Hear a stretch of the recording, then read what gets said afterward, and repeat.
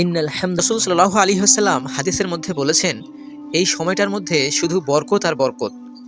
ফজরের নামাজের পরে এই ৩টি জিকির যদি আপনি নিয়মিতভাবে পড়েন, তাহলে অল্প দিনের মধ্যে আপনার জীবনের পরিবর্তন আপনি নিজেই লক্ষ্য করতে পারবেন এবং সেই সব দোয়াগুলো কবুল হয়ে যাবে যা দীর্ঘদিন ধরে কবুল হচ্ছিল না। কারণ ফজরের নামাজের পরে ঘুমানোটা এমন যে আপনি ট্যাপের মুখ খুলে দিলেন, দেওয়ার পর আবার সিপি লাগিয়ে দিলেন। যদি ট্যাপের মুখ খুলে দিয়েই সাথে সাথে সিপি লাগিয়ে দেন, তাহলে সেখান থেকে পানি পড়বে না।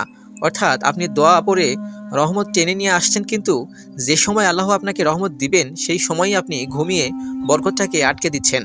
তাহলে ভাবুন আপনার জীবনের দোয়া কবুলের রহমত কিভাবে আসবে। আপনি যদি ছেলে হয়ে থাকেন তাহলে ফজর নামাজে জামাতের সাথে পড়ার চেষ্টা করবেন। আর আপনি যদি মেয়ে হয়ে থাকেন তাহলে ফজরের নামাজ যথা সময়ে সূর্য ওঠা পর্যন্ত পুরো সময়টাতে ঘুমানোটা তো দূরের কথা, বিছানায় পিঠও ঠেকাতে পারবেন না।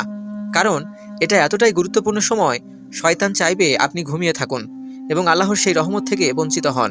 কারণ শয়তান আপনার ভালো চায় না। যার কারণে দেখবেন সারা রাত জাগতে পারলেও ফজরের সময় এমন ঘুম ধরে যে আপনি কোনোভাবেই সেই ঘুম থেকে বের হতে পারেন না। প্রথমে আপনাকে এই আরামদায়ক ঘুমটা ত্যাগ করতে হবে। তারপর প্রথম যে আমলটা করবেন তা হচ্ছে আল্লাহ তাআলার তাসবিহ পাঠ করতে হবে। তাসবিহ মানে হলো আল্লাহ তাআলার পবিত্রতা পাঠ করতে হবে। তারপর আল্লাহ তাআলার হামদ বা প্রশংসা করতে হবে, অর্থাৎ আল্লাহ তাআলার প্রশংসা সূচক যে বাক্যগুলো আছে সেগুলো পড়তে হবে।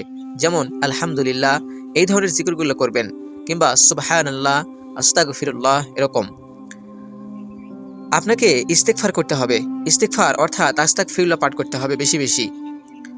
ফজরের পর মূলত জিকিরগুলো হবে সুবহানাল্লাহ, আলহামদুলিল্লাহ, আস্তাগফিরুল্লাহ।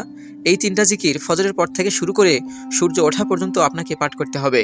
যদি আপনি নিয়মিতভাবে কিছুদিন এই জিকিরগুলো করেন, ধরেন 1 থেকে 1.5 মাস, তাহলে আপনি আপনার জীবনের পরিবর্তন নিজেই লক্ষ্য করতে পারবেন। আপনার জীবনের সেই সব দোয়া কবুল হয়ে যাবে যা দীর্ঘদিন ধরে আটকে ছিল।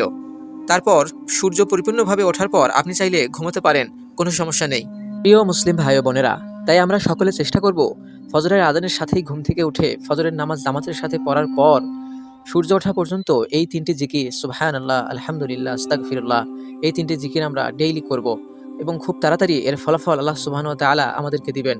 আল্লাহ সুবহানাহু ওয়া তাআলা আমাদের সকলকে এই আমলটি করার তৌফিক দান করুন, আমিন। ভিডিওটি ভালো লাগলে লাইক দিবেন এবং এমন আরও ইসলামিক ভিডিও পেতে আমাদের চ্যানেলটি সাবস্ক্রাইব করে আমাদের সাথেই থাকুন।